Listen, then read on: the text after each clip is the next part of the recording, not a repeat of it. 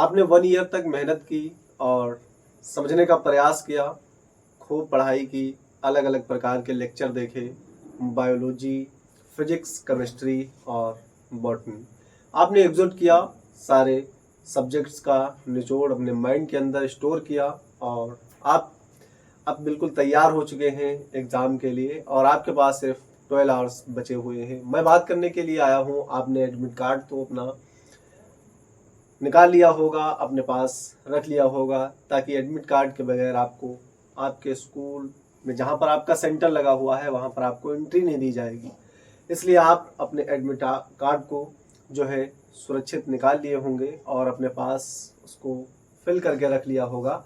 और किस प्रकार से इसको फिल करना है, क्या क्या इसमें हमको लगाना है, कितने फ़ोटो चाहिए, क्या ले जाना है हम अपने साथ में ले जा सकते हैं और क्या ले जाने की ज़रूरत नहीं है, किन किन चीज़ों को अवॉइड करना है और किन किन चीज़ों को हमको ले जाना है।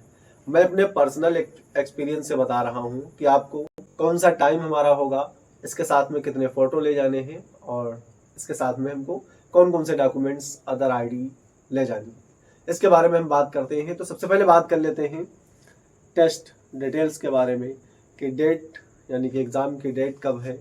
तो संडे का दिन है और 4 मई को आपको 2025 का एग्ज़ाम आपका होगा। आपके बताए हुए एडमिट कार्ड पे जो आपके पास एडमिट कार्ड होगा, आप कुछ इस प्रकार से एडमिट कार्ड आपके पास होगा। आप चाहें तो एडमिट कार्ड लेकर आए होंगे, इस प्रकार से कुछ एडमिट कार्ड होगा आपके पास। ये आपके पास एडमिट कार्ड होगा और यहीं पर लिखा हुआ है, ये जो QR कोड लिखा हुआ है इसके नीचे लिखा हुआ है टेस्ट डिटेल्स। इसमें दिया गया है टेस्ट डिटेल्स के बारे में जानते हैं। टेस्ट डिटेल्स,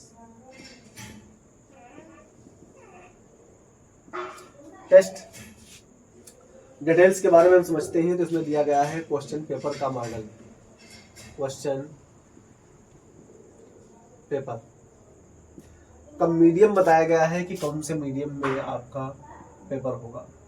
तो मैं बताता चलूँ आपको, ये जो नीट का पेपर होता है ये हिंदी और इंग्लिश मिक्स करके आता है। आधे फ्रंट पे यानी कि आधे पेज पे, हाफ पेज पे क्या होगा, इंग्लिश में होगा और हाफ पेज पे क्या होगा, हिंदी में दिया होगा। यानी इंग्लिश और हिंदी मिक्स टाइप पे आता है। तो आपको घबराने की कोई ज़रूरत नहीं है, बिल्कुल बेफिक्र रहे कि मेरा हिंदी में हो या इंग्लिश में हो तो शायद मैं थोड़ा परेशान हो जाऊं। तो आपको घबराने की बिल्कुल ज़रूरत नहीं है। अगर आप हिंदी वाले हैं तो आपके लिए भी ज़रूरी है और आप अगर इंग्लिश वाले हैं तो आपके लिए भी ज़रूरी है। दोनों मॉडल सेम आते हैं। क्वेश्चन को हल करने से पहले मैं आपको एक बात बता देना चाहता हूँ। क्वेश्चन को जब भी कोई भी क्वेश्चन का टारगेट करेंगे तो सबसे पहले उसमें क्या देखना है, पहले इंग्लिश पे ध्यान देना है और इंग्लिश पे ध्यान देने के बाद में तुरंत जो है हिंदी को पढ़ के फिर उसके बाद में समझना है और इसका प्रयास करके फिर उसके बाद क्वेश्चन का आंसर करना है। इसमें 4 ऑप्शन दिए जाएंगे ABCD के नाम से।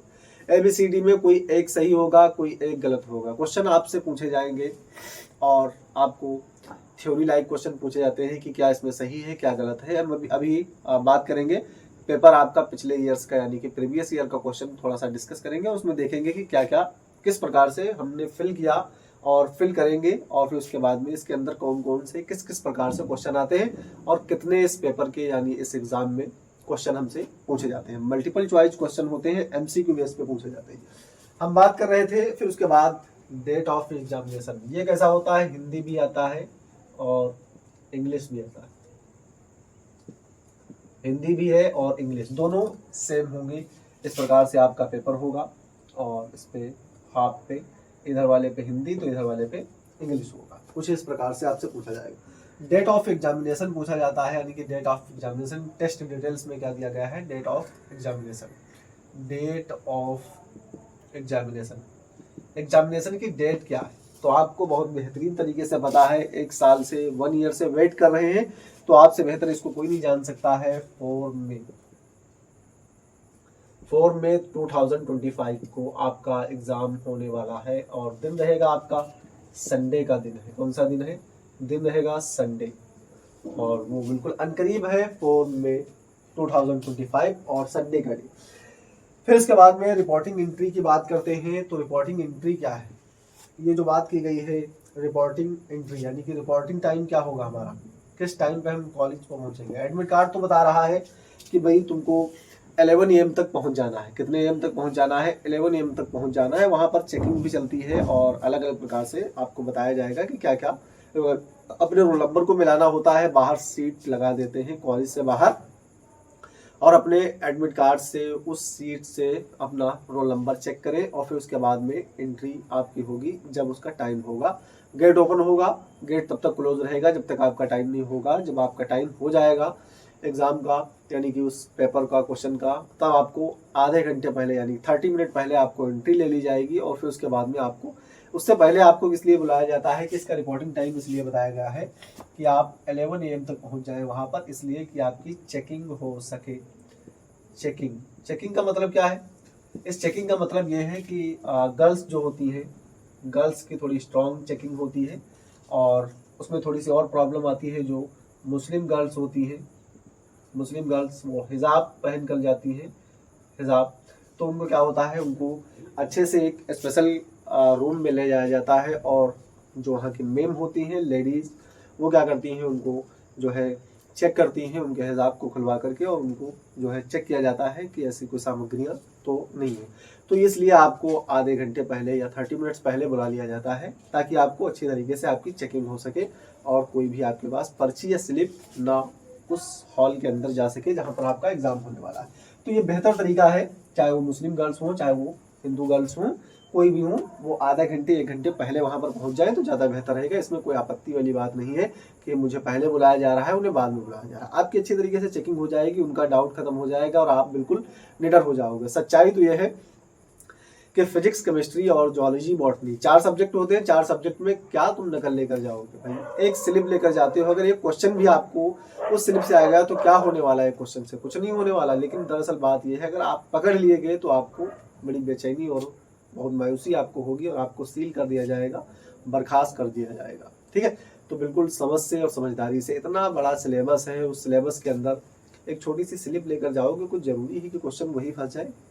ऐसा तो हो नहीं सकता है कि क्वेश्चन जो तुमने स्लिप लेकर गए हो वही क्वेश्चन आ जाए। फिर इसके बाद में अगर हम बात करें नेक्स्ट टाइम की, तो टाइमिंग ऑफ एग्जामिनेशन क्या होगी, इसकी टाइमिंग क्या होती है? जिस टाइम पे आपका एग्जामिनेशन होने वाला है उस टाइम पे कौन सी टाइमिंग है? एग्जामिनेशन की टाइमिंग दी गई है, इस एडमिट कार्ड पे दिया गया है कि 1:30 PM।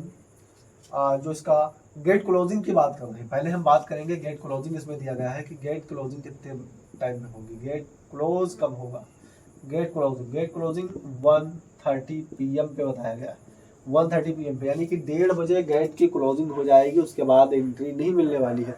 इसीलिए आपको 11 AM पे वहाँ पर पहुँच जाना है और अपने डॉक्यूमेंट्स जो होते हैं कुछ कम ज़्यादा तो एक दूसरे से जब मालूम करोगे जानकारी मिलेगी। बल्कि आपको मैं भी बता देता हूँ, जो जो डॉक्यूमेंट्स लगेंगे बिल्कुल कंपलसरी वही ले जाना है, इसके अलावा आपको जरूरत उसका नहीं लगेगी। बिल्कुल बेफिक्र रहिएगा, मैं आपको एक एक बात बताने वाला हूँ।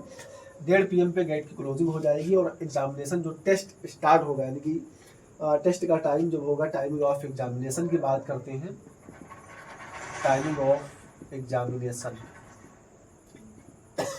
सॉरी, टाइमिंग ऑफ एग्जामिनेशन की अगर बात करें तो ये 2 PM से लेकर के 5 PM तक चलने वाली है। 2 PM से लेकर के 5 PM तक, 2 PM से लेकर के 5 PM तक चलने वाला है ये एग्ज़ाम। 2 PM से 5 PM तक चलने वाला है, यानी कि 3 आवर्स चलेगा ये। 3 आवर्स एग्ज़ाम चलेगा 2 PM से लेकर के 5 PM।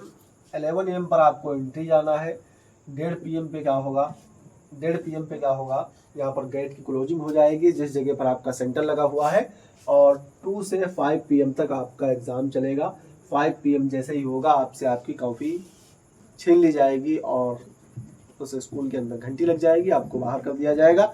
आपकी 1 साल की मेहनत, जितनी भी आपने मेहनत की, जितनी भी रातें जगी हैं, 3 घंटे में आपसे पूछ लिया जाएगा। 4 सब्जेक्ट, भारी भारी सब्जेक्ट।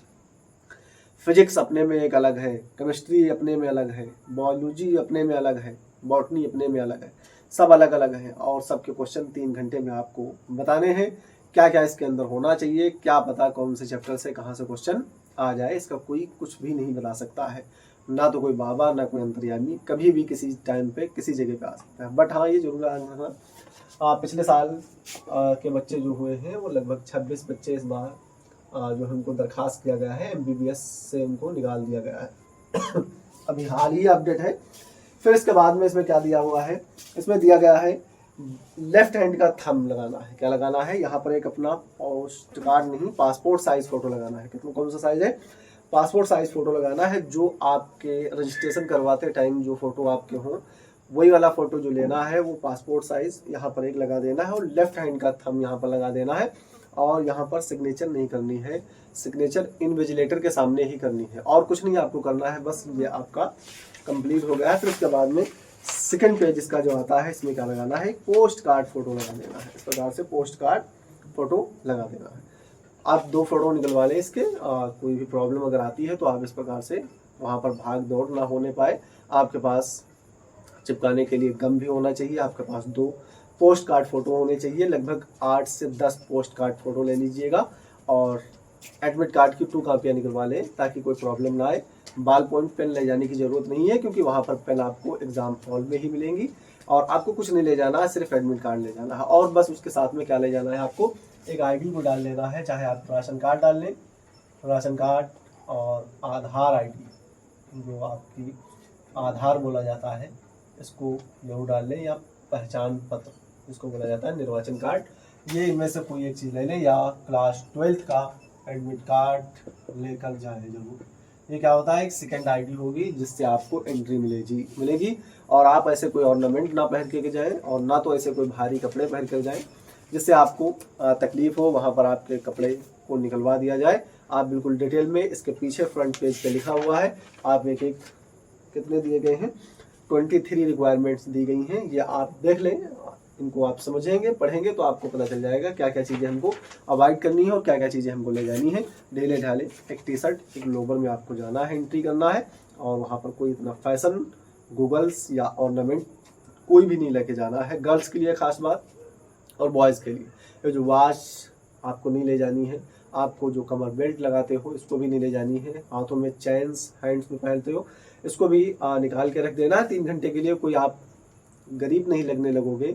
बस 3 घंटे का एग्ज़ाम हॉल से, एग्ज़ाम हॉल के बाद बाहर निकलो, आराम से फिर से अपना पहनो और उनको पहन करके कहीं भी जाओ आओ और घूमो। लेकिन 3 घंटे के लिए आप कोई गरीब नहीं हो जाओगे। अगर वो आपको रिक्वायरमेंट दे रहे हैं तो उसको कंपलसरी पूरा करना चाहिए। और आपको शूज़ नहीं पहन के जाना है, स्लीपर पहन के जाना है, एक नॉर्मल से स्लीपर। बस मेहनत करें, लगातार जुटे रहेंगे और उम्मीद रखें, भरोसा रखें। आपका जितनी आपने मेहनत की है उस हिसाब से आपके नंबर जरूर आएंगे। और मैं BWC वाला खूबसूरत सा चैनल, हम सब का चैनल बायोलॉजी वर्ल्ड क्लास, और मिलते हैं नेक्स्ट वीडियो में। पढ़ाई करते रहें, ऑल द बेस्ट। 12 आवर्स बचे हैं।